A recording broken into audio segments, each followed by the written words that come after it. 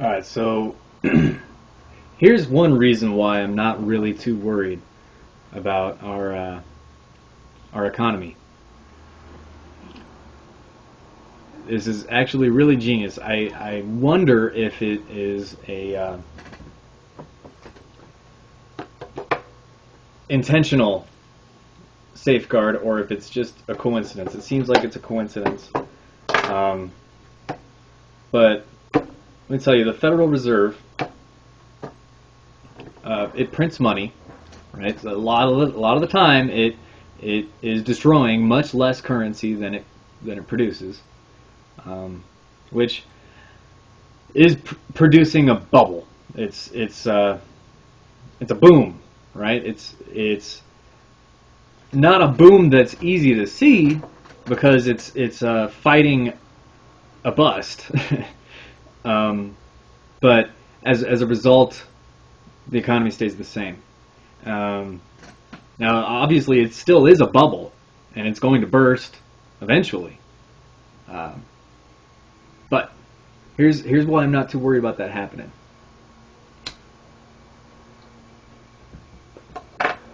Because if you think about it, here's a number that I got from the Federal Reserve, um, a rough estimate. About 2/3 of all United States currency in circulation is in circulation outside of the United States economy. Right, for a long time, uh, the U.S. dollar has been used internationally to purchase goods from uh, from one country that are to be shipped to another country. You know, you're in China, you want to buy goods from Russia. Uh, in previous years, you would use United States currency to purchase those goods and then have them shipped to China so that you can use them. Um, this is just the way things have been done for a while. Um, and here's the thing: the value of the U.S. dollar is going down. It's going down a lot quicker than is apparent because of the fact that there are a lot of economies that depend on the United States economy for their well-being, and so the majority of the economies on the globe, which depend on the American economy doing well for them to be doing well, have the value of their currency going down simultaneously. So when we compare the American dollar to the euro, and we say, well, yesterday $1 was worth €1, and today it's worth half a euro. That's a great comparison that shows that the value of the dollar is going down. Right, it goes down to half of the value that it was at yesterday.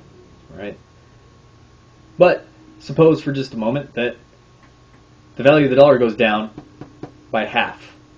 So the euro also goes down by half. They're both worth half of what they were worth yesterday, but $1 is still worth €1. Right? I mean, this is all just basic currency exchange stuff. Um, if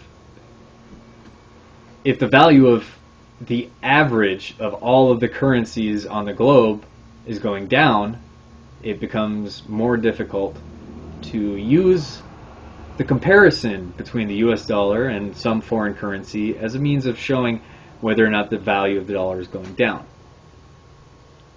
So what do you use? You use commodities. You say $1 yesterday bought me an ounce of gold. And today it can only buy me half an ounce of gold. That's a pretty good way of saying that the value of the dollar is worth half of what it was worth yesterday. Oh, but wait a minute. Wait a minute. As the economy worsens, which is what's causing the value of the dollar to go down, people stop investing their savings in the stock market.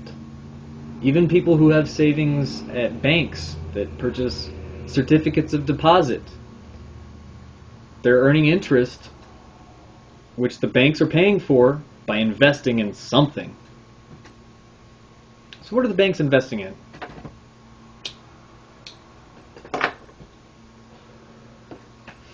Well, as the economy gets worse, they're not investing in stocks as much as they're investing in commodities. So you see that when the economy goes south, demand for commodities goes up. So again, you have the relative value of the commodities versus the dollar going up, while the value of the dollar is going down. So that's, again, the same thing. It's difficult to use commodities as a good gauge of inflation. But here's my thing. Here's why I'm not worried. Because if the government finally allows this bubble to burst, and the value of the dollar goes down so quickly that it becomes apparent to the world that our dollars are worth less than they were yesterday, and they're going to continue to get worth less and less every day, the international community will stop using dollars as a means of international exchange. We're already beginning to see this happen. We're beginning to see Chinese companies buying goods from Russian companies using Russian currency. We're beginning to see more and more international transactions done in the native currency of the producer of the goods. And what that means is that if that becomes the new standard, if the new standard becomes, in the modern world where it's easier to obtain foreign currency at fair exchange rates,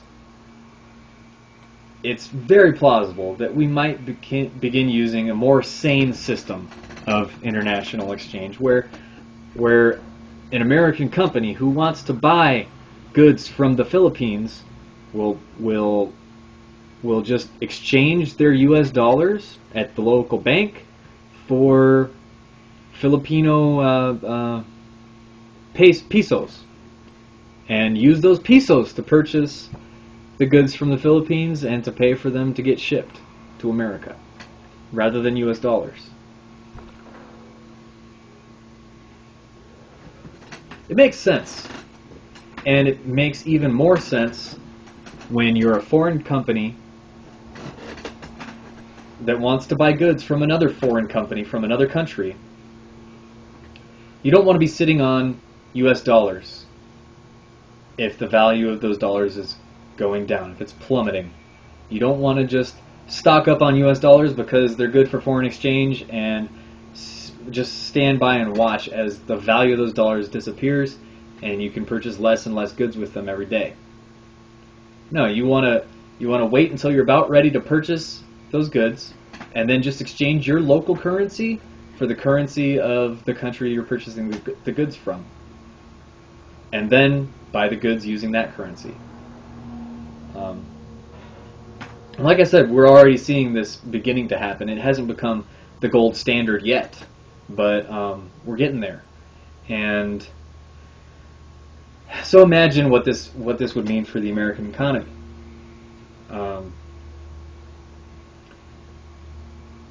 For example, if I own a company here in America who makes mushrooms, we grow mushrooms on bullshit, and let's just say that this is a company that that sells mushrooms internationally. We sell them to Mexico, right?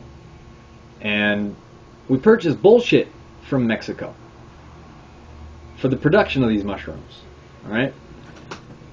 Now, Mexico, the Mexican company that that that has a cattle ranch, has a whole bunch of bullshit to sell, I'm going to purchase the bullshit from them using Mexican pesos.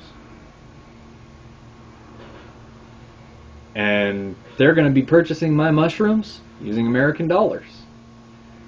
Now, Mexico has some of our American dollars chilling down there as part of this global currency that they use to exchange internationally with companies from other countries.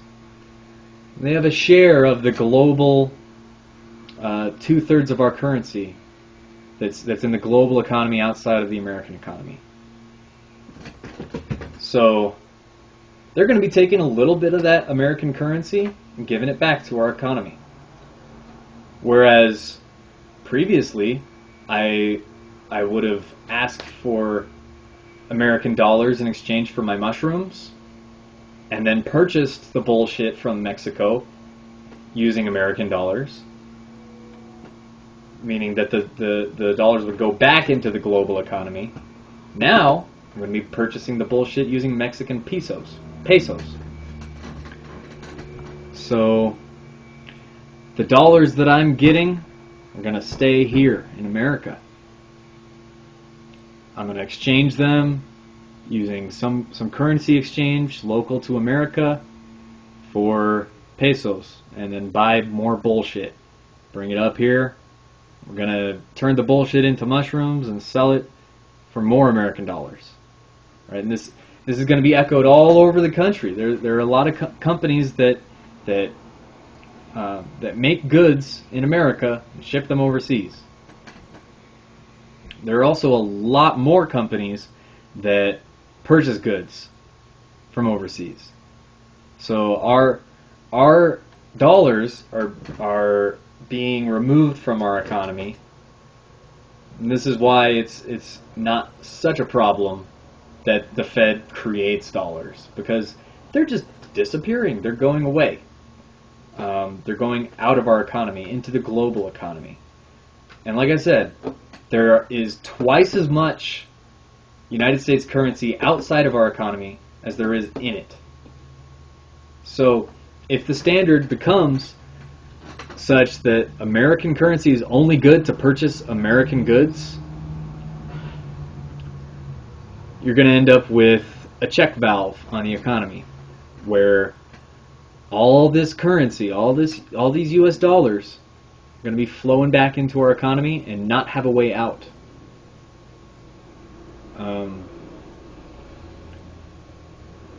So it's going to make the banks rich. Banks that have currency exchanges, they're going to make a lot of money off of it. And what are they going to do with that money? They're either going to be investing in commodities or stocks.